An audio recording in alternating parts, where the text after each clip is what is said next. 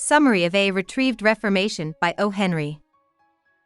Jimmy Valentine is working hard in a jail shoe store before being taken to see the warden. There, the governor of Arkansas forgives him and sets him free. Jimmy has been in jail for almost 10 months after being given a 4-year sentence. He doesn't celebrate his freedom, though. Instead, he takes the pardon in a tired kind of way. Jimmy thought that his colleagues outside of prison would help him get out much faster because his friends have a lot of contacts. The guard tells Jimmy to stop breaking safes and live straight, and then says that he is not a bad fellow at heart. Jimmy jokes that he has never broken into a safe, and the warden believes him and defends his fake innocence. Jimmy is let out of jail early the next morning and goes out into the sunshine as a free man. He is given a $5 bill and a train ticket. Once Jimmy gets outside, he quickly finds a fancy restaurant where he can eat before getting on a train and going back to his rented room. There, he sees Officer Ben Price's shirt button on the ground. This is proof that Price arrested Jimmy for breaking into a house in Springfield. Jimmy puts on his usual smart clothes and takes his suitcase full of tools for breaking in from a wall panel that is hidden. A series of robberies in the area with higher and higher stakes catch the attention of the police and, finally, Ben Price. Price is sure that Jimmy is to blame because Jimmy is the only thief who can do such hard jobs and has the tools to do them.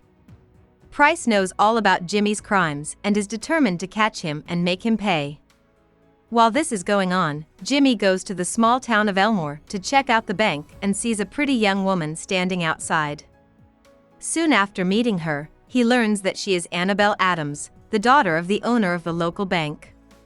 He falls in love with her right away. He then checks into a hotel in the area using a fake name, Ralph D. Spencer, and says he is a potential businessman who wants to move to the area. Jimmy moves to Elmore and starts living and working as Ralph. He makes a lot of money with his shoe business and wins Annabelle's heart. In 1 year, Jimmy has earned the trust of Annabelle's family, become well-liked and accepted in the community, and is set to marry Annabelle in 2 weeks. Jimmy writes a letter to an old friend to tell him about how he is changed because he loves Annabelle.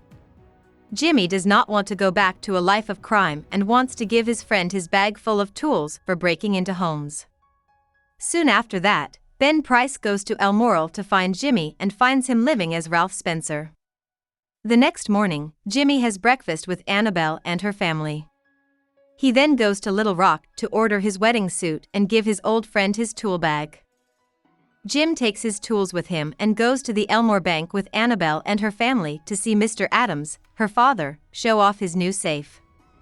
While Ben Price goes into the bank without being seen, Annabelle's nieces May and Agatha play nearby.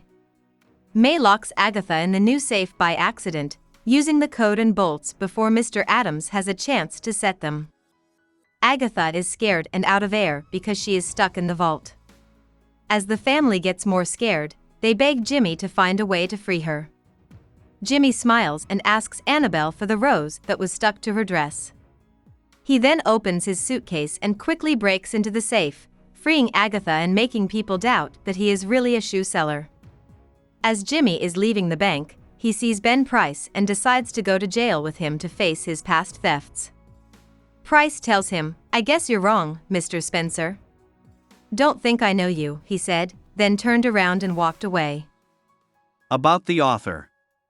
William Sidney Porter was born in Greensboro, North Carolina. This was during the American Civil War. Porter's mother tragically died when he was only 3 years old. Porter finished from high school and got a job as a licensed pharmacist in his uncle's drugstore when he was 19 years old. Porter did odd jobs as a ranch hand in Texas and started writing, mostly short tales. He married Athol Estes, and they had a kid together. He got a job as a teller at the First National Bank and kept writing on the side. Porter, meanwhile, put out a humorous magazine called The Rolling Stone once a week that focused on local people and stories. By 1895, though, the magazine had failed. Porter ran away to Honduras in 1896 to avoid being arrested for embezzlement and mismanagement of bank funds, but he returned to Texas in 1897 when Estes's health got worse. Sadly, she died within a year.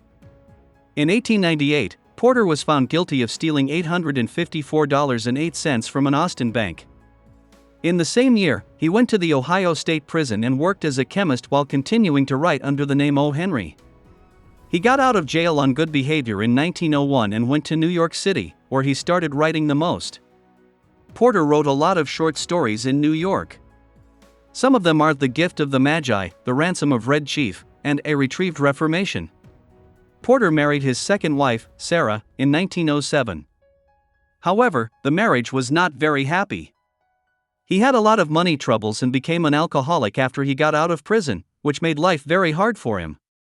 Porter passed away in 1910 because of heart illness and cirrhosis of the liver. After he died, he left behind a wonderful collection of short stories. Hope we summarized it fully and you liked it. Please hit the like button and subscribe to our channel so that we are motivated to create more videos.